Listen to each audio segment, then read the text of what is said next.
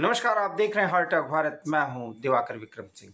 Colonel Virendra शाही sir आज प्रतिदिन की तरह हार्ट टॉक भारत पर एक बड़े महत्वपूर्ण विषय पर अपने विश्लेषण को और विचार विमर्श के लिए यहां पर उपस्थित हुए हैं। आपका बहुत बहुत स्वागत सर। जिस तरीके से इस समय धन्यवाद दिवाकर जी। वैश्विक राजनीति और कूटनीति की स्थिति बनी हुई है, उसमें भारत एक बार फिर एक ऐसी स्थिति में पहुंचता हुआ दिख रहा है जहां दुनिया की दो बड़ी ताकत रूस और अमेरिका और साथ ही साथ उसके चीन भी उनको मैनेज करने की एक बड़े महत्वपूर्ण पड़ाव पर खड़ा हुआ है। और इसके पीछे सिर्फ कारण यह है कि कुछ ऐसे पहले से तय प्रोग्राम और कुछ संयोग की स्थितियां परिस्थितियां भारत की इन देशों के साथ बेहतर संबंध बनाने की कवायद के तौर पर देखी जा रही है।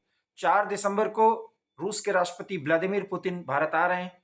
व्लादिमीर पुतिन भारत आ रहे हैं तो दोनों के बीच अगले 5 साल के लिए एक शिखर बैठक के तहत बड़े समझौते हो सकते हैं और वो समझौते हम 50 साल से एक दूसरे के साथ कर रहे हैं और एक दोस्ती को ऐसी दोस्ती को निभा रहे हैं जिसमें कोई दुनिया एक हो जाए, पूरी दुनिया एक हो जाए, कोई ताकतवर देश एक हो जाए, हमारी दोस्ती कायम है। लेकिन इस बार की उनकी ये विजिट बहुत महत्वपूर्ण रख रही है, इसलिए क्योंकि उनके आने के बाद इजराइल के प्रधानमंत्री का आना है और उसके बाद मैं बार बार इस मंच से कह रहा हूं कि डोनाल्ड ट्रंप भी आएंगे अमेरिका के राष्ट्रपति के तौर पर। लेकिन पुतिन तब आ रहे हैं जब उनके तरफ से बाकायदा ये घोषित कर दिया गया है कि अब विश्व शांति संभव तभी है जब यूक्रेन का वजूद लगभग खत्म मान लिया जाए। क्या भारत इस स्थिति में व्लादिमीर पुतिन का उसी स्तर पर साथ देता हुआ दिखेगा? एक बड़ा सवाल है, क्योंकि हमारे देश के प्रधानमंत्री नरेंद्र मोदी ने उनको ये कहा था एक, और वो सार्वजनिक भी हुआ था वो वीडियो फुटेज, कि ये एक्सीलेंसी ये युद्ध का समय नहीं है। मतलब बातचीत, डिप्लोमेसी और तरीकों से, विचार विमर्श से और एक दूसरे की संप्रभुता की इज्जत करते हुए हमें शांति को संभव बनाना होगा। लेकिन इसी बीच अगर रूस के राष्ट्रपति भारत आ रहे हैं तो भारत रूस की दोस्ती के अलावा उसके और भी बड़े मायने हैं। कर्नल वीरेंद्र शाही सर से आज इसी पर विमर्श करूंगा। सर, आपको क्या लग रहा है, आप अपनी प्राथमिक प्रतिक्रिया क्या देना चाहेंगे? धन्यवाद दिवाकर जी। देखिए, जहां तक रूस और यूक्रेन के संबंधों का सवाल है, मैं बिल्कुल आपकी बात से सहमत हूं कि प्रधानमंत्री ने ये सुझाव दिया था कि अब युद्ध का नहीं है। पर इसका मतलब ये तो नहीं था कि कोई हमने डायरेक्शन दे दिया था। एक बात। दूसरी बात, युद्ध का समय ना होना किसी भी शांति प्रिय देश के लिए कहना, और हमारे प्रधानमंत्री जिनको के दुनिया में एक विशेष रूप से देखा जाता है, माना जाता है, उनका इस तरह का स्वभाव और इस तरह का सुझाव मैं समझता हूँ एक मोटे तौर पे नीतिकारी की चीज थी। वो कोई ऐसा आदेश नहीं था। ना हम आदेश रशिया को देने की या यूक्रेन को देने की स्थिति में थे, पर शांति प्रिय देश होने के नाते हमने दोनों को सुझाव दिया था। यही सुझाव अमेरिका ने भी दिया, यही सुझाव किसी समय में चाइना ने भी दिया था, पर इस सुझाव से उनकी संतुष्टि होती नजर नहीं आती और अब वो एक निर्णायक युद्ध के रिजल्ट तक पहुंचना चाहते हैं। इस पूरे मामले में मैं नहीं समझता व्यक्तिगत भारत और रूस के या भारत और यूक्रेन के संबंधों में कोई प्रभाव पड़ना चाहिए। मैं सर ये सवाल इसलिए आपसे बोला और एंकर में सारी बातें कही क्योंकि रूस के राष्ट्रपति आ रहे हैं तो भारत के साथ तेल का समझौता होगा या उसे कम करने पर कोई सहमति बनेगी। बहुत ध्यान से समझिएगा मैं जो सवाल कर रहा हूं। और अगर तेल का समझौता हुआ तो यूक्रेन भी चिल्लाएगा, क्योंकि भारत ही अब एकमात्र देश है, मैं एकमात्र कह रहा हूं, क्योंकि चाइना भी अपने डिप्लोमेसी के तहत रूस से तेल के आयात में कुछ कमी कर चुका है। भारत कमी करता है और बाद में अगले महीने उसको बैलेंस कर लेता है, तो बहुत कमी नहीं किया है। और ट्रंप अब एकमात्र भारत का जिक्र करते हैं। ऐसी स्थिति में जब रूस के राष्ट्रपति आ रहे हैं और हमारे ये समझौते बरकरार रहते हैं, क्योंकि आगे के समझौते तो हमारे अगले 5 साल के रक्षा के क्षेत्र में होंगे, खनन के क्षेत्र में होंगे, लेकिन ऑयल के क्षेत्र में अगर जो समझौता हुआ उसका असर पूरी दुनिया पर पड़ने जा रहा है, क्योंकि अमेरिका और यूक्रेन पर उसका सीधा प्रभाव पड़ेगा और यूरोपीय यूनियन पर भी सीधा प्रभाव पड़ेगा। मैं इस संदर्भ में इसलिए ये बात कह रहा हूं कि भारत कौन सी ऐसी डिप्लोमेसी करेगा जिससे दोनों बातें सध जाएं। दिवाकर जी, मुझे तो यहाँ तक सूचना मिली थी जी कि जो ऑयल रशिया से लेकर भारत प्रोसेस कर रहा है और यूरोपियन कंट्रीज को बेच रहा है, वही ऑयल यूक्रेन को भी दिया गया था। वही ऑयल और वही प्रोसेस्ड ऑयल अमेरिका भी गया है सर, खुद अमेरिका को भी दिया गया है। जी, यूक्रेन को भी दिया गया है। जी जी। तो किस रूप में यूक्रेन उस पर आपत्ति दिखा सकता है? हम्म वो हमारा ट्रेड डील है। हम्म। बिल्कुल सर, ये कहना तो आसान है और भारत ये कह भी रहा है, लेकिन अमेरिका भी इस निर्णय, सर आप फ्रेम में आ जाएं, थोड़ा सा आप फ्रेम से हट रहे हैं तो मैं आपसे अनुरोध करूं। जी जी। तो मेरा एक सीधा सा ये सवाल इसलिए है क्योंकि रूस के राष्ट्रपति का भारत आना पूरी दुनिया में एक संकेत जाएगा। भारत एकमात्र रूस का एक ऐसा एलाई है जिसका कोई इस तरह का स्वार्थ नहीं है, क्योंकि दोनों अपने दोस्ती के प्रति कमिटेड है और इसलिए इनके बीच में एक बड़े समझौते होंगे। रक्षा के क्षेत्र में समझौते होने ही होने हैं। अब आप चूंकि एक डिफेंस एनालिस्ट हैं, तो आप दोनों के बीच रक्षा के क्षेत्र में हम कहां तक पहुंच सकते हैं, ये आपका एक नजरिया हो सकता है। बहरहाल हम इसी पे बात कर लेते हैं कि भारत S-400 से लेकर के और Su-57 तक कहां तक ऐसी अपनी बात को आगे ले जाएगा कि दोनों एक दूसरे के पूरक बन जाएंगे रक्षा के क्षेत्र में। और मैं इसलिए कह रहा हूं ये बात क्योंकि अब दोनों एक साथ उत्पादन भी करते हैं और शायद रिसर्च भी करेंगे अब एक साथ। मैं समझता हूं अगला स्टेप S-500 का जॉइंट वेंचर हो सकता है, जो ब्रह्मोस की तरह ही भारत में बनाया जाएगा और जॉइंट वेंचर होगा। शायद उसमें रशिया कुछ लिमिटेशन ये लगाना चाहता है कि उसका जो हम निर्यात करेंगे उस निर्यात पर हमें रशिया से सलाह लेना आवश्यक होगा, ताकि वो हम रशिया के शत्रुओं को ना निर्यात करें। इस तरह का समझौता मैं समझता हूँ बहुत ही स्वाभाविक है और ये दोनों देशों को मंजूर हो जाना चाहिए। कि उन्हीं से टेक्नोलॉजी लेकर उन्हीं के विरुद्ध बेचना तो सही बात नहीं होगी, पर शायद S-500 का एक जॉइंट वेंचर भारत में लॉन्च हो जाए। इसी तरह यूक्रेन के साथ युद्ध में जेवलिन मिसाइल काफी ज्यादा सक्सेसफुल रही है, एंटी टैंक मिसाइल्स, और मैं समझता हूँ वो तो उनके आते आते ही शायद समझौता साथ लाएंगे, उस पर भी दस्तखत हो जाएगी। एक और बड़ी चीज जो सामने आ रही है वो है रिपेयर एंड मेंटेनेंस की एक जॉइंट फैसिलिटी भारत में बने, और ये फैसिलिटी दुनिया के सब देशों को जो रशिया का इक्विपमेंट खरीदते हैं उनके लिए ओपन होगी कि वो अपना रिपेयर और स्पेयर्स के लिए रशिया पर निर्भर रहने की साथ साथ भारत में भी स्पेयर्स और रिपेयर की फैसिलिटी ले सकेंगे। सर अमेरिका से भी कुछ इसी तरह का समझौता हुआ है और इसीलिए मैंने कहा दोनों को एक साथ भारत अब साध रहा है, इस स्थिति में पहुंच चुका है। जी जी, बिल्कुल सही बात है। तो ये भारत का जो अपनी नीति है हम उनसे भी बनाकर रखना चाहते हैं, अमेरिका से भी और रशिया से भी जी। और मैं समझता हूँ कि अगर इसी तरह का समझौता फ्रांस या किसी और मॉडर्न मैन्युफैक्चरर के साथ हो जाता है तो हमें कोई आपत्ति नहीं होनी चाहिए, ना ही इस कमर्शियल वर्ल्ड में विश्व के किसी और देश को आपत्ति होनी चाहिए। अब चाइना भी तो पाकिस्तान के साथ मिलकर वो क्या था उनका F-17 या क्या एयरक्राफ्ट बना रहे JF-17 थे, जिसकी ट्रायल्स पूरी नहीं हुई और उन्होंने पाकिस्तान को भेज दिया।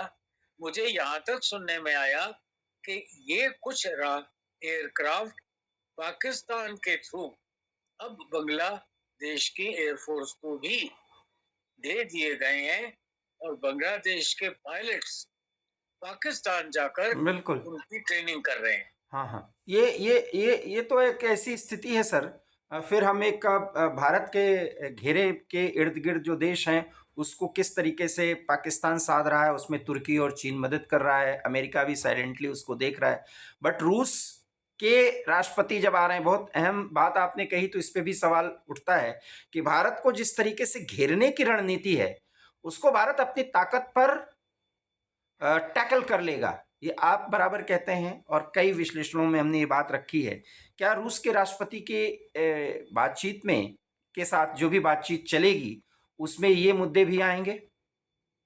मैं समझता हूँ एक रक्षा समझौता शायद भारत और रूस के बीच हो जाएगा जी। ऐसी कुछ संभावना मुझे लगती है।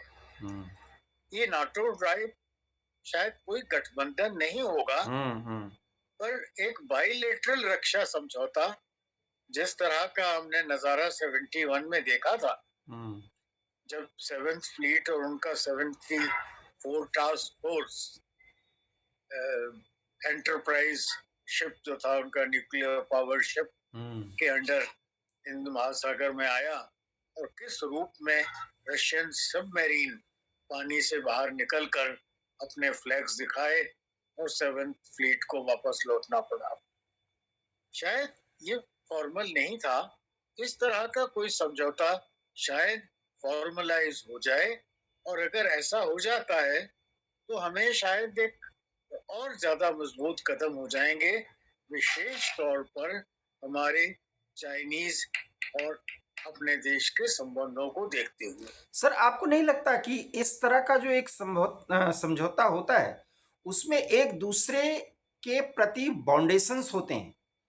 अब जैसे यूक्रेन के साथ रूस लड़ रहा है, तो भारत को भी सहायता देनी चाहिए, और जबकि भारत सहायता दे रहा है, क्योंकि यूक्रेन के और अमेरिका का आरोप है कि भारत के इक्विपमेंट्स भी वहां पर देखे गए हैं, तो वो अंदर खाने तो चलता है, लेकिन अगर एक लिखित समझौता हो जाता है तो बाउंडेशन हो जाता है करना, साथ देना। लेकिन सेना भेजना तो आवश्यक नहीं होता। नहीं, हथियारों के ही संदर्भ में, हथियारों के भी संदर्भ में। अब जब हम जॉइंट हथियार बना रहे हैं, सही बात है, तो जॉइंट प्रयोग भी होगा। बिल्कुल बिल्कुल बिल्कुल। हो सकता है जब वो युद्ध में ज्यादा घिरे हों तो हमारा प्रोडक्शन उनके काम आ जाए, या जब हम युद्ध में ज्यादा संलिग्ध हों तो उनका प्रोडक्शन हमारे काम आ जाए।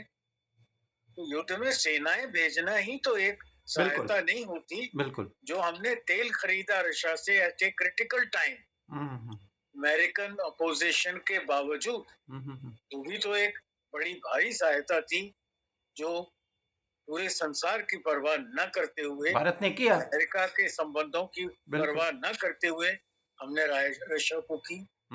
और ये परस्पर लेन देन में चलता है। हमारे हित उससे थे कि हमने अपने देश को तेल की कमी नहीं होने दी थी, ऑयल होने देनी थी, और ऑयल प्राइसेस को कंट्रोल रखना था। रूस को इसकी ज़रूरत थी, उनको हमारी ज़रूरत थी, हमें उनकी ज़रूरत थी, और दोनों एक दूसरे के पूरक हो गए। सर, एक अहम सवाल है, अगर व्लादिमीर पुतिन आ रहे हैं तो संदेश दो को बहुत साफ साफ जानी चाहिए, तीन को मैं कहूँगा, अमेरिका, चाइना, पाकिस्तान।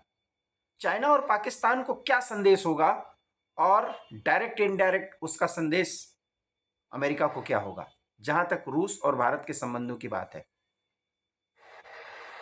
देखिए, रशिया का और हमारे संबंध पुराने हैं, संसार को विदित हैं, चाइना और अमेरिका को भी बड़े साफ तौर पर विदित हैं। मैं समझता हूँ मियां मुनीर और उनकी फौज को एक सख्त मैसेज चला जाएगा अगर वो सोचते हैं कि अमेरिका से उन्हें भारत के विरुद्ध कोई सहायता माफ करिएगा सर, फ्रेम में आ जाएं, उनकी आशाओं पर पानी फिर जाए। फ्रेम में आ जाएं सर, क्योंकि आपका विजुअल, मैं अनुरोध करूंगा सर, फ्रेम में रहें। कि जी जी, अब आप बोले बात जी। तो ये जो पाकिस्तान को मैसेज हो जाएगा हम्म, कि वो अमेरिका से बने संबंधों का एक लंच खाने के बाद कोई बहुत गहराई से ना सोचें। हम्म, उनका चाइना से जो अभी भी साठ गांठ चल रही है, प्लेन्स ले रहे हैं, ड्रोन्स ले रहे हैं, उसको देखते हुए मैं नहीं समझता कि ये ज्यादा कुछ अ, मुनीर को उछलना चाहिए अमेरिका के साथ जो निकटता है उसके बल पर। सर मुनीर की बात तो जाने दीजिए। खैर अंदरूनी तौर पर मुनीर इस तरीके से घिरते नजर आ रहे हैं क्योंकि इमरान का प्रकरण है। हालांकि इस मुद्दे पर मैं ज़्यादा तरजीह नहीं दे रहा हूँ।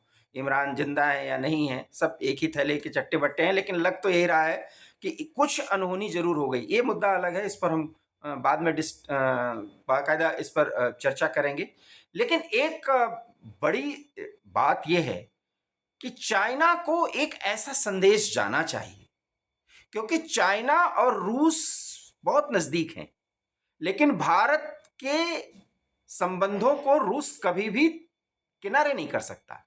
ऐसे में चाइना को बैलेंस करने के लिए रूस इस विजिट के बाद क्या कुछ करना चाहेगा जिससे चाइना कम से कम प्रतिद्वंदी रहे, जो समय समय पर वो दुश्मन बन जाता हो वैसी स्थिति न रहे। एक बड़ा अहम सवाल है ये। देखिए, कमर्शियल राइवलरी चाइना की हमारी हमेशा रहेगी। इसके अलावा एशिया में प्रभुत्व किसका ज्यादा है, वो रेस भी सदा बनी रहेगी। उसके लिए चाइना समय समय पर कुछ ना कुछ, जैसा अभी हमारी वो उसको रोक लिया इन्होंने, हाँ लेडी हाँ, को पेमा पासपोर्ट पेमा टेस्ट करने पेमा और प्रेमा मेमा पेमा को, जी। तो इस तरह की वो गुस्ताखियां करते रहेंगे। और खास तौर पे अपना एक तुर्रा बनाने के लिए कि हम भी हैं, हम्म, हम दखल कर सकते हैं, हमने अपनी पॉलिसी छोड़ी नहीं है। इस तरह का कुछ वो करते रहेंगे। कुछ को नजरअंदाज करना पड़ेगा, कुछ का मुंह तोड़ जवाब देना पड़ेगा, कुछ को as a dirty subject ignore करना पड़ेगा।